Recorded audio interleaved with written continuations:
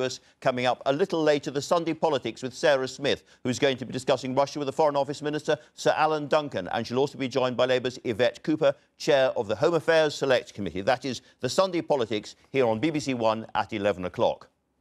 So far, the Russian response to Theresa May's expulsion of Russian personnel has been relatively cautious and proportional, but it's come alongside quite a lot of brutal mockery of Britain from official Kremlin outlets. Senior Russian spokesmen have by and large kept off the airwaves, but I was able to catch up with Mr. Putin's ambassador to the European Union, Vladimir Chichkov, in Brussels this week. Theresa May, the British Prime Minister, and other NATO allies have all said that Russia was responsible for the nerve attack in Salisbury. Were you?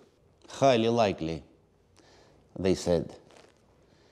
Russia, and I can assure you, without using the phraseology like highly likely, which has become very popular these days, Russia had nothing to do with it. Boris Johnson, the Foreign Secretary, has gone even further, and he said that it is very, very likely that Vladimir Putin himself ordered this attack. Well, that rests with the responsibility of Boris Johnson, who I believe is acting in an inappropriate manner, which doesn't give him credit. This was an attack on a man widely regarded in Russia as a traitor, using a chemical agent regarded as being made in Russia. And that is why many people in Britain say it is overwhelmingly likely the Russians must have been responsible. And if not the Russians, who? Well, this whole case is based on assumptions, based on suspicions fueled by emotions. You rightly referred to Mr. Skripal as a traitor, as a defector, but, I can assure you that he is almost forgotten in Russia. He has been living in Britain for 8 years now. Before that, I think I should stress the point, he was officially pardoned by a presidential decree, which means that whatever one can think of him in the moral sense, but from the legal point of view, the Russian state had nothing against him. And also, I should add, his daughter, Yulia, is a Russian citizen. That's why among the many violations by the British authorities in this case, I will cite that it is a blatant violation of the bilateral consular convention by not allowing Russian diplomats and consular officials access to a Russian citizen currently in hospital. And the Russian state has now announced criminal investigations into the attempted murder of Yulia Skripal and indeed Mr. Glushkov as well. Can I ask, as part of that investigation, whether Russian authorities will be seeking access to the nerve agent and to the police who are involved in the case? Certainly, the Russian investigative committee will request cooperation from the British authorities according to international law and existing bilateral agreements. Actually, the Russian side, through the embassy in London, requested access to evidence, if any, if there is any, to the nerve agent from the very beginning, from the first day, but was flatly refused, in spite of that being Britain's obligation on the basis of the International Convention on Prohibition of Chemical Weapons. This is a very obscure nerve agent, not much understood around the world. Has Russia ever produced this agent, Novichok? No. Never? No. Actually, Russia has stopped production of any chemical agents back in 1992. So you cannot even talk about any chemical agents produced by Russia. All that had been produced previously was produced by the Soviet Union. In 1992, the then President Boris Yeltsin signed a decree stopping all production, and according to the International Convention on Prohibition of Chemical Weapons, last year in 2017, Russia destroyed all its stockpiles. There is only one country today which hasn't done so, which is still retaining its chemical stockpiles, and that is the United States of America. Can I be absolutely clear then? Russia has no stockpiles of any nerve agents whatever.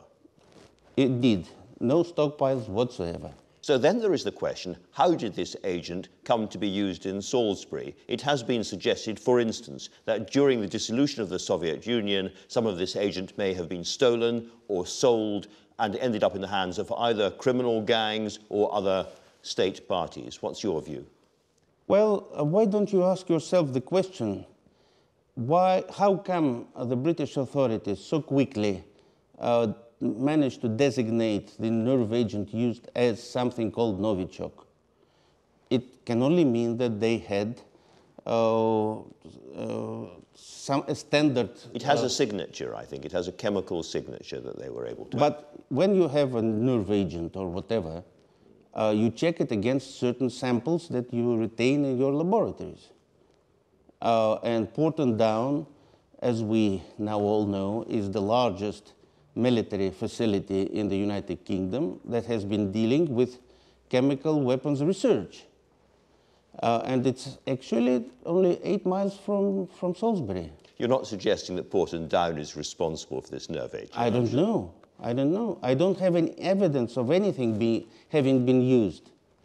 And of course, I should add perhaps that I exclude the possibility of any stockpiles of any chemical weapons fleeing Russia after the collapse of the Soviet Union. You don't think there were certain specialists, including scientists who today claim to have been responsible for creating some nerve agent that have been whisked out of Russia and are currently residing in the United Kingdom. So they defected. They said it was made and that it was tested in Uzbekistan, for instance, and that therefore it was around and could have been stolen, could have been sold on.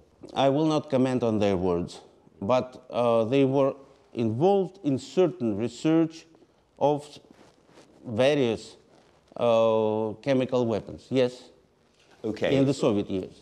In her response, first response, Theresa May has expelled 23 Russian citizens. Were they spies? Of course not. They were diplomats. Are there any Russian spies in Britain? Come on. You're not asking the right person, perhaps. Are there any British spies in Russia? One of the other possibilities that Britain has talked about is the use of the so-called Magnitsky Act to freeze the assets of various people who've been using London to wash money through London, individuals. In some respects, I would imagine you would welcome that. Well, I wouldn't care about the fate of money being laundered in London, be it Russian or of any other origin. And what about the suggestion that members of the royal family and politicians and so forth won't come to Russia for the World Cup? The World Cup was going to be a very, very big moment for modern Russia. Is this a blow to Russia? Well, I'm sure that those members of the royal family who had been planning to come will be sorry hearing that from their own government. It's been a very difficult time in relations between Russia and Britain. There's been a whole series of issues, alleged Russian involvement in elections in Europe and America and Britain as well, lots of tensions over the Baltic states and Ukraine and so forth. Looking ahead, what do you see for Britain's relationship with Russia after we've left the EU? Well, you know, at one point I said to a British colleague of mine that I was actually looking into a bright future of Russian-British relations after Brexit, because Britain was no longer be confined by EU sanctions or anything like that. Somehow he didn't support that view. I mean, at this period, there is almost universal anger about British-Russian relationships in Britain at the moment. Gavin Williamson... And in Russia too. And in Russia too. Gavin Williamson, our new defence secretary, said recently that Russia is going to be thinking, how can we cause so much pain in Britain, damage its economy, rip its infrastructure apart, cause thousands and thousands of deaths, and create total chaos within the UK? That is the perspective of a senior British minister about your country now. Well, he also said, if I remember correctly, the wording that Russia should shut up and go away. Let me assure that Russia is not going to shut up and will certainly not go away. there has been a sort of sense in Britain that Russia was almost mocking us about this terrible attack. Some of your presenters have talked about the British climate being very unhealthy for Russian defectors and people falling out of buildings, and even your president has talked about traitors eating poison and so forth, almost as if people in Moscow regard this as a funny matter.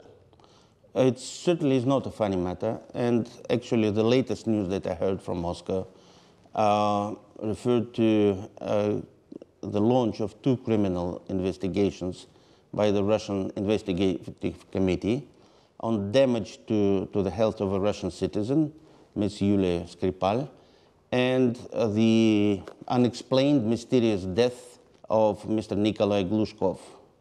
And to be absolutely clear, Russian investigators will come to British police shortly and say, we want access to this investigation. We want to work alongside you when it comes to what happened in Salisbury, and we would like to see the nerve agent used, and we would like proper access. Of course they will, first through correspondence, then perhaps should a personal visit be required, then they will come.